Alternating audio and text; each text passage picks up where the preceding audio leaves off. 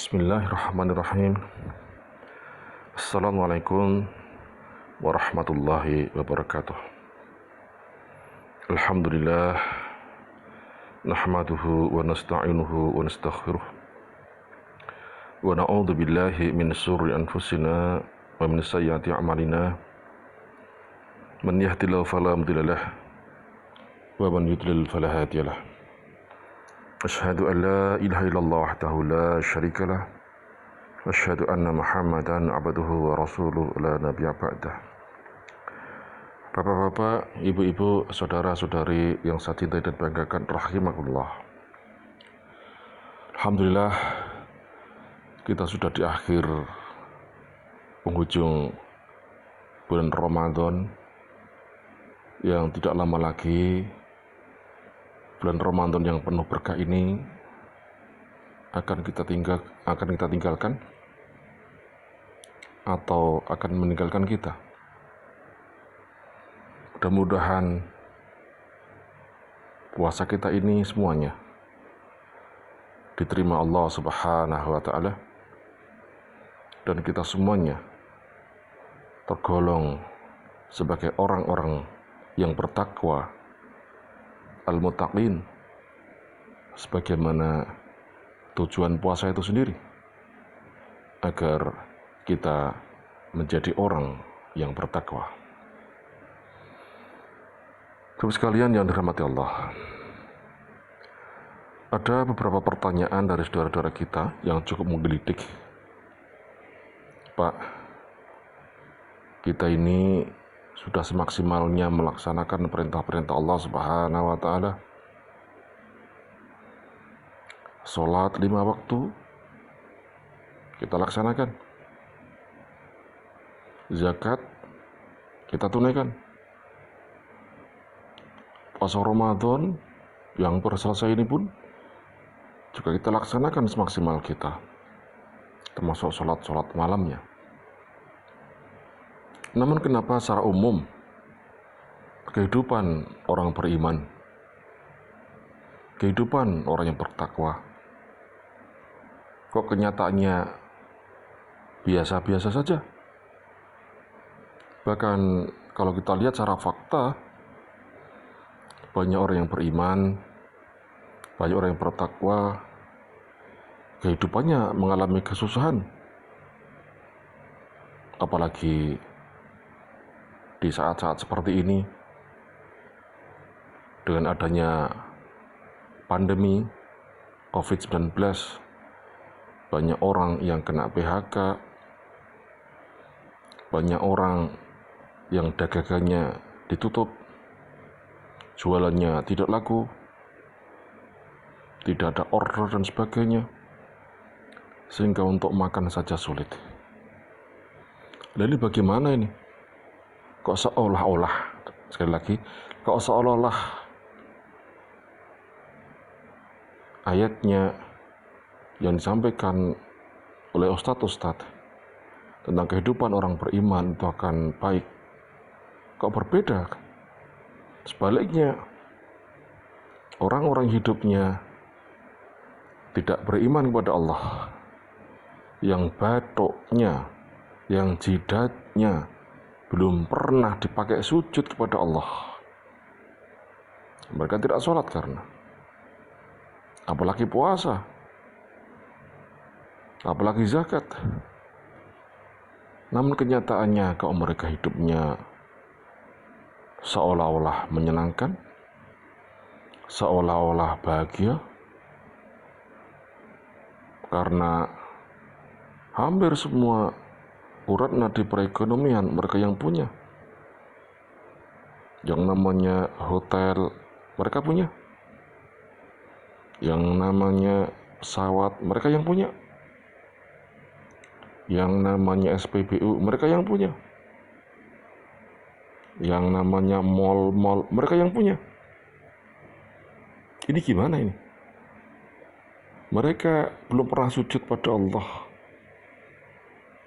Mereka tidak melaksanakan perintah-perintah Allah sebagaimana kita orang beriman dan bertakwa. Apalagi sekarang ini adalah bulan Ramadan, yang bulan di mana Kita digenjot dengan amalan-amalan agar mencapai derajat al-muttaqin. Namun seolah-olah ada dua kontradiksi kehidupannya. Orang yang beriman biasa-biasa saja kehidupannya, atau bahkan mungkin malah dalam tanda petik kurang beruntung.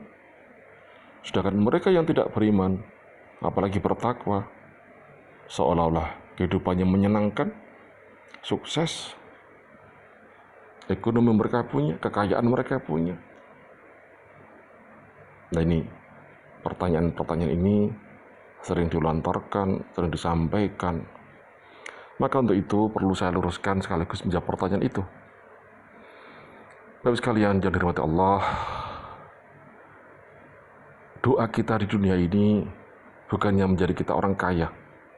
Sekali lagi, Allah menuntunkan dalam Quran serta Al-Baqarah ayat ke-201, Allah menuntunkan dengan doa a'udzubillahi minasyaitonirrajim, Rabbana atina fid dunya hasanah wa fil akhirati hasanah wa qina adzabannar.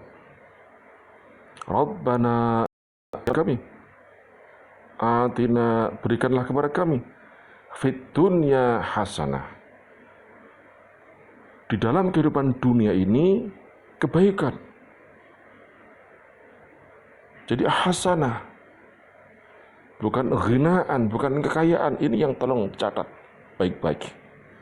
Jadi kita mohon kepada Allah agar kehidupan kita di dunia ini diberi kebaikan, hasanah, kebahagiaan.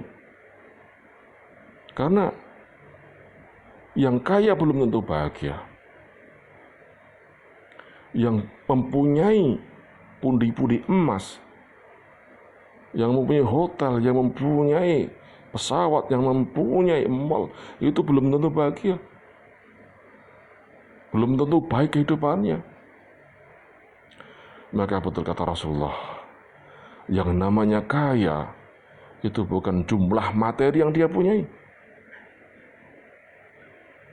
bukan harta yang ditumpuknya,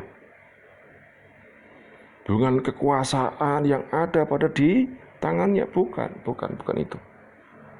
Dengan tegas Rasul mengatakan dalam hadis riwayat Muslim, laisal ghina an kathratil ard walakinal ghina ghina nafs. Laisal ghina an kathratil ard, bukanlah kekayaan itu dengan banyaknya harta, dengan melimpahnya harta, bukan. Walakin, namun, tetapi, kata Rasulullah, al-ghina, ghina nafs, yang namanya kaya, itu adalah kaya dalam hati. Jadi kalau hatinya selalu bersyukur pada Allah, dengan pemberian yang sedikit, qanaah, ya itu hakikatnya dia sudah kaya, sudah cukup. Namun kalau dia secara materi, banyak uang, banyak harta, banyak kekayaan, kalau masih miskin, merasa kurang, ambil sana, ambil sini, serobot sana, serobot sini, korupsi sana, korupsi sini, jegal sana, jegal sini agar mendapatkan jabatan, itu hakikatnya dia orang miskin, bukan orang kaya. Dan betapa banyak orang yang kaya secara materi, namun kehidupannya tidak hasanah, kehidupannya tidak baik, kehidupannya tidak bahagia. Banyak orang yang bunuh diri di Eropa itu, di Jepang itu. Karena apa? Karena dia bingung dengan kekayaan yang dia punyai. Tidak ngerti tujuan hidup. Ada permasalahan, jalan pintas, mereka ambil alat untuk bunuh diri. Padahal secara materi, juga dibanding dengan kita orang yang beriman dan bertakwa, jauh berbeda. Maka untuk itu, mari kita luruskan hati kita ini. Doa kita itu adalah agar kita diberikan kebaikan di dunia, bukan kekayaan. Kebaikan. Ini permohonan doa yang Allah tuntunkan langsung kepada kita ini. Adapun orang-orang yang tidak beriman tadi, yang mereka memegang kunci-kunci perekonomian dunia, kekuasaan ada di tangan mereka, seolah-olah mereka sukses, seolah-olah mereka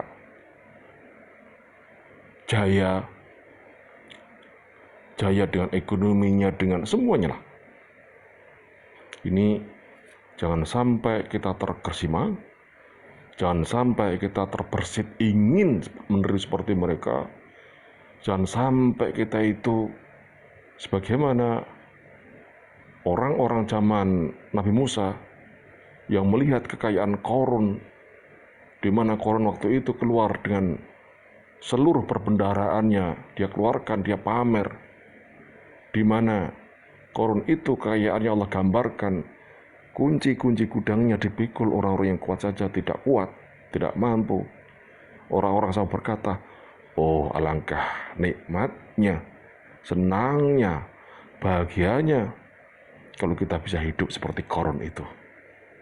Maka untuk itu, kalau kita masih punya sifat seperti itu, Allah ingatkan dalam Quran surat Ali Imran ayat yang 196, 197, Allah berfirman, la yaghurrannaka taqallubul ladzina kafaru fil bilad mata'un qalil thumma ma'wahum jahannam wa bisal mihad. La yaghurrannaka taqallubul ladzina kafaru fil bilad.